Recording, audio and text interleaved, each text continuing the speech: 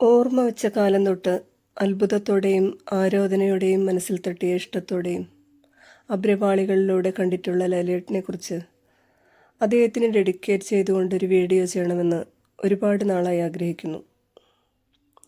ഇതുവരെ ഞാൻ ഒരു വീഡിയോയും ഷെയർ ചെയ്യാനോ സബ്സ്ക്രൈബ് ചെയ്യാനോ ആവശ്യപ്പെട്ടിട്ടില്ല. പക്ഷേ ഇന്ന് ശ്രീ മോഹൻലാലിനെ കുറിച്ച് പറയുന്നത് അദ്ദേഹത്തെ ഇഷ്ടമുള്ളവരെല്ലാം ഷെയർ ചെയ്യണമെന്ന് ഞാൻ റിക്വസ്റ്റ് ചെയ്യുകയാണ്.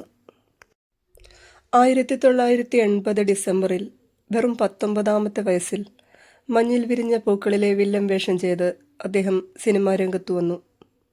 ആ ചെറിയ പ്രായത്തിൽ തന്നെ അന്നത്തെ സൂപ്പർ സ്റ്റാറായിരുന്ന ജയനോടൊപ്പം സഞ്ചാരി എന്ന ചിത്രത്തിൽ ഒരു മികച്ച വില്ലൻ വേഷം ചെയ്തു.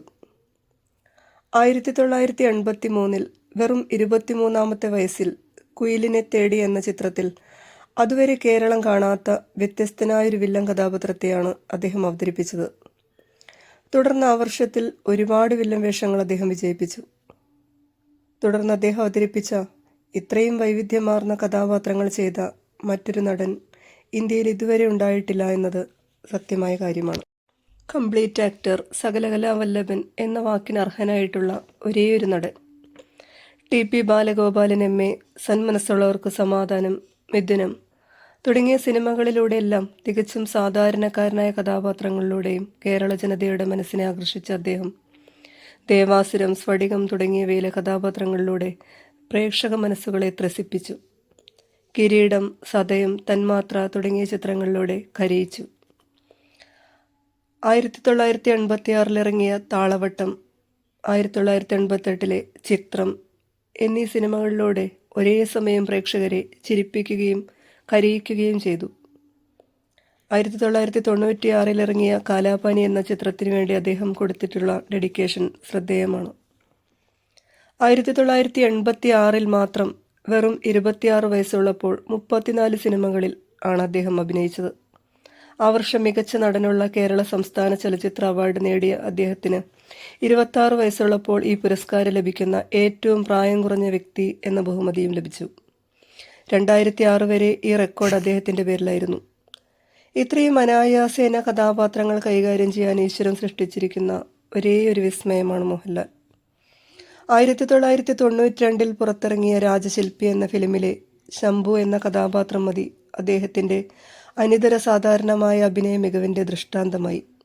അതിൽ അദ്ദേഹം അവതരിപ്പിക്കുന്ന നടരാജ നൃത്തം ശാസ്ത്രീയമായി അഭ്യസിക്കാത്ത ഏതൊരു നടനെ കൊണ്ട് കഴിയും ഇന്ന് ഇന്ത്യയിൽ. അതുപോലെ കമലദളത്തിലെ 1988 പുറത്തിറങ്ങിയ പാദമുദ്ര എന്ന ചിത്രത്തിൽ അദ്ദേഹം അവതരിപ്പിച്ച മാത്തുപ്പണ്ടാരം, കുട്ടപ്പൻ എന്നീ 2 കഥാപാത്രങ്ങൾ വളരെ ശ്രദ്ധേയമാണ്. ഇതിനെല്ലാം പുറമെ വ്യക്തിജീവിതത്തിലെ വൈശിഷ്ട്യം കൊണ്ടും അദ്ദേഹം വ്യത്യസ്തനായിരിക്കുന്നു. സോഷ്യൽ മീഡിയയിലൂടെ മറ്റും അദ്ദേഹത്തെ വിമർശിക്കുന്നവരോട് യാതൊരു ധാർഷ്ട്യമോ കോപമോ കാണിക്കാതെ എത്ര മനോഹരമായാണ് അദ്ദേഹം പെരുമാറുന്നത്. വിസ്മയകരമായ വ്യക്തിത്വത്തിനുടമയായ അദ്ദേഹം ജീവിക്കുന്ന കാലഘട്ടത്തിൽ ജീവിക്കാനായത് തന്നെ ഭാഗ്യമായി കാണേണ്ടവരാണ് മലയാളികൾ.